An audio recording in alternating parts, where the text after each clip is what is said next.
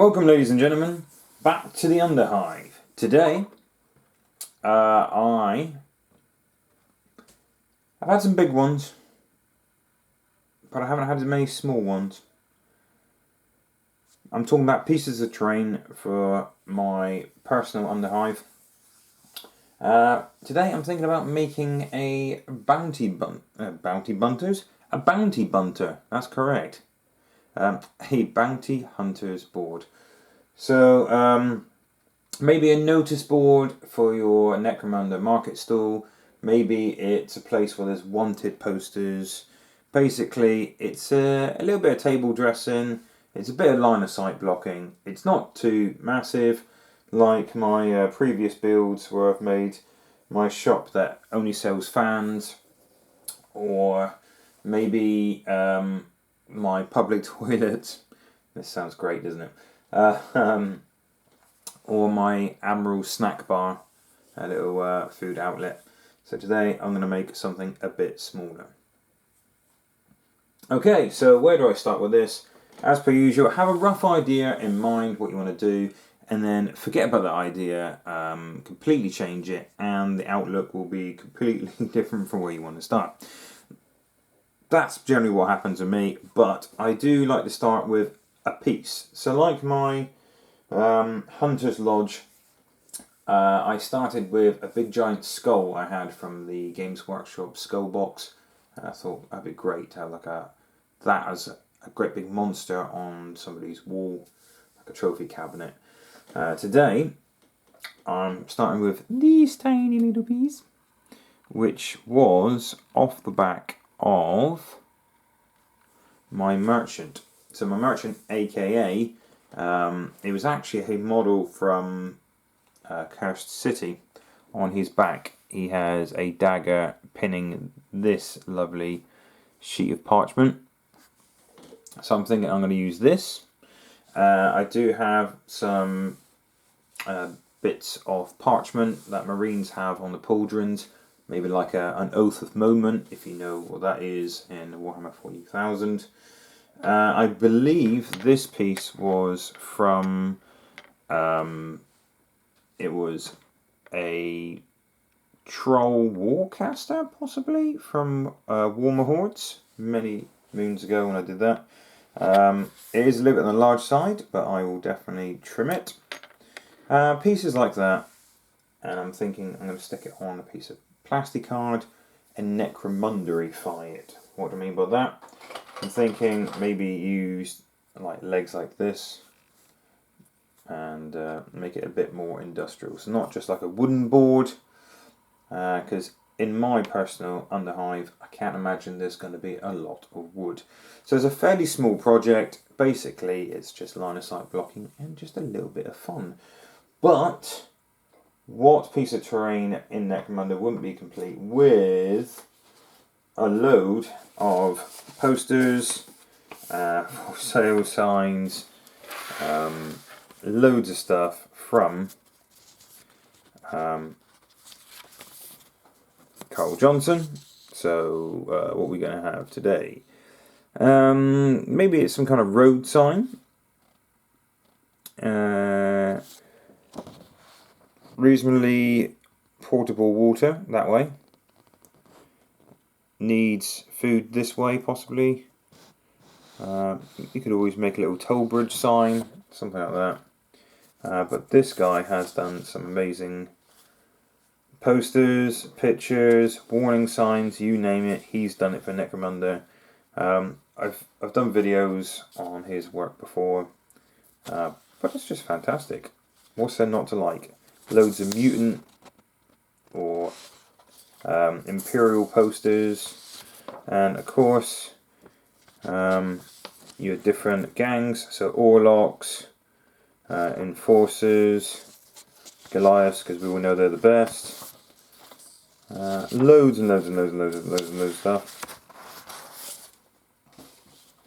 And obviously you have your Sump City radio posters, which we all know is the best radio station in the Underhive. So I'll get creating and see what I can make up. Okay, so I've got these bits left over from my Gang Stronghold kit. That's the second kit that I tried to make something out of that wasn't a gang stronghold. So I do like these things. They're very, very industrial. And I was thinking stick them together like that. In between some plastic card. Would be pretty cool. Possibly a little bit too industrial. I'm not entirely sure. But we'll see what it looks like. But these need to be angled appropriately because they're not quite sitting flush. I don't want my board to be easily knocked over because I am pretty ham-fisted when I make my Necromunda hive, when I set it all up because it is nice and modular. I still knock stuff over left, right and centre. So I want to make this something fairly sturdy. Of course, if you don't have anything like that, you are making completely from scratch, and it's the first Necromunda thing you've ever made. May I recommend these kind of things? So you can get RSJs, you can get different kinds of girders or supports, but these are relatively inexpensive. It's basically plastic card, so you can make it out of something like that. I've used this before for my Marvel Crisis Protocol terrain, drain pipes and things like that. Whee! But yeah, you can get round ones, you get square ones, you get RSJs, you get half RSJs, L-shaped, H-shaped, I-shaped, you name it. Loads of these. So I can't think of a company right now. I know Green Stuff World sells them. I would imagine they probably make them themselves as well because they make plastic card, pretty much everything. Check plate, just regular plastic card and shapes like that. So this is what I've done. I've put 2 slits in the plastic card and slid the A-frames in like so. I'll put a little bit more of the plastic cement in there just to fill in that hole. No need really for green stuff. And I've also stuck a tiny little RSJ all the way on the bottom there. I was thinking about maybe sticking one on this side and one on that side as well to have a little bit of a plinth, mainly because I want to stick a couple of candles on there, or maybe like a pen or something so someone can scrawl on there as if it was like a whiteboard.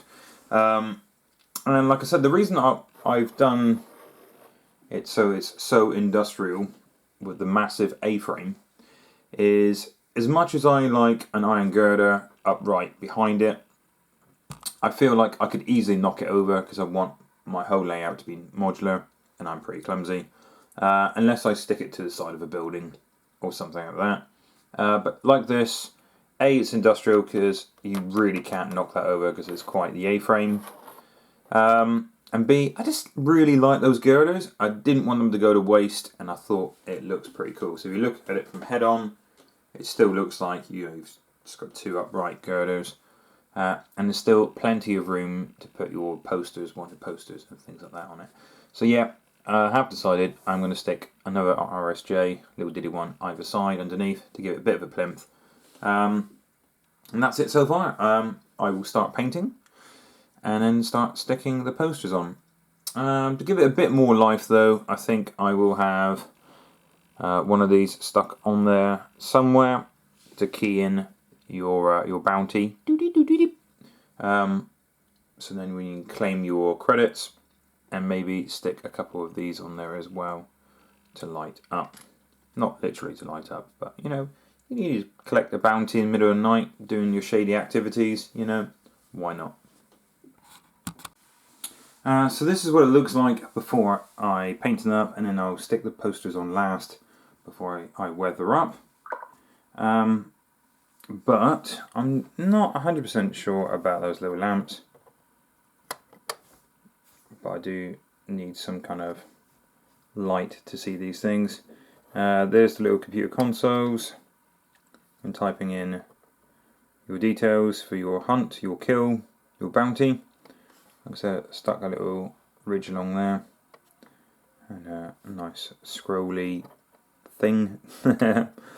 The candles, so that is my cheap, fast way of making candles.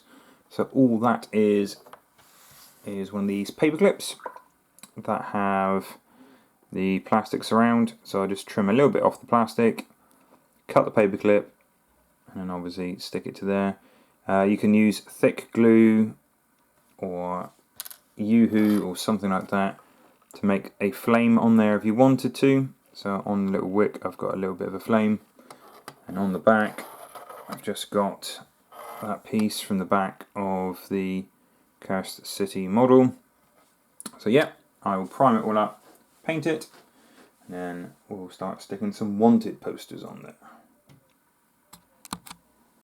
So I've got to this kind of stage where I've rusted up the legs and I've used a little bit of Rhinox hide, which is this kind of stuff, with a sponge, and I have just stippled it in a few places like so. Used a little bit of rust streaks in a couple places and then dragged it down. So I haven't painted the lights yet because I want to stick the posters on, so when the lights radiate their luminescence, it shines across the posters and makes it look more realistic. So yeah, just made it look a bit grubby, and I think I want to make the posters stand out more than the actual board itself. So I have painted the candles as well, but I haven't painted the flame yet for the same reason as the main light. I want to kind of shine and make it look like it's more realistic. So I've got my little posters cut out. So all I'm going to do is get a brush, slightly watered, and I have a little bit of PVA glue. If you don't think they're stained enough, you could always use the good old classic teabag effect. He says, kicking the camera. If you don't think it looks aged enough, you can always use the good old teabag effect. Please don't take that the wrong way. It is using a teabag, as in a like PG tips. Other brands are available, and preferably cold. Just running it over the top of the poster, giving it a little bit of a stain. So I'm going to start sticking some of these posters. So a little bit of PVA glue, randomly stick a poster there. PVA glue is also good because not only does it act very much like paste, like you stuck the poster on, but you also do have a little bit of time to move around with PVA glue as well, just in case you don't like the look of it. So I'm going to do a few posters like that, overlap them, layer them, crinkle them up a little bit, and I'll come back when that stage is done. Obviously put down as many posters as you want. I've put down 4 on that side and the parchment. You can put some funny stuff down as well, like for sales. I made a little Hendy Badger wanted poster for Ian Henderson. And there's the little candle. So I'm going to try to be as careful as I can and try to get these lights all lit up.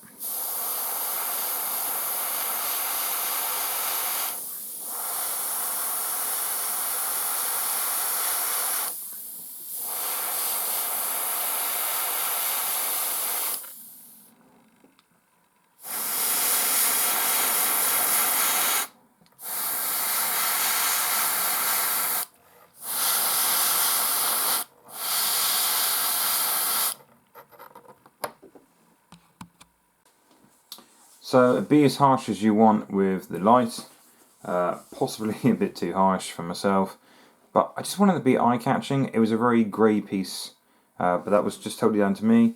I wanted to look fairly boring and drab. A bounty board, in my opinion, isn't going to be like, you know, neon signs or anything like that. It's just going to be posters. But I did put these lights on there. I wanted to draw a bit more attention to the board, because I like the idea of the whole board being rusty and dirty and everything, but there is spotlights and things like that. After all, I want my underhive to be like a working city. So you can see there, it's nice and grubby all underneath.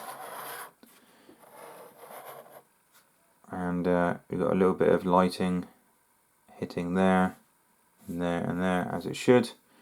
And you also have your little candles there, so adding a bit more realism But there you have it. Obviously, it's just an idea and you can adapt it to meet your own personal needs. Put as many wanted posters on there if you wanted to. And for sale signs, lost puppies, you name it. If you want to add a bit of comedy to it, why not, eh? Why not? So there you go. Something simple that you can make for Necromunda. Line of sight blocking terrain.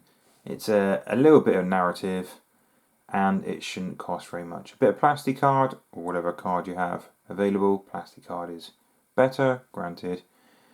But, you know, if you worry about cost, and you want to keep the cost down, you could use anything you want to hold these boards up. You could use Costa stir sticks, balsa wood, cocktail sticks, bits of sprue if you wanted to, but I've used little girders because I wanted be a bit more realistic, and I had them lying around. I really wanted to use them basically, because rule number 1, never chuck anything away.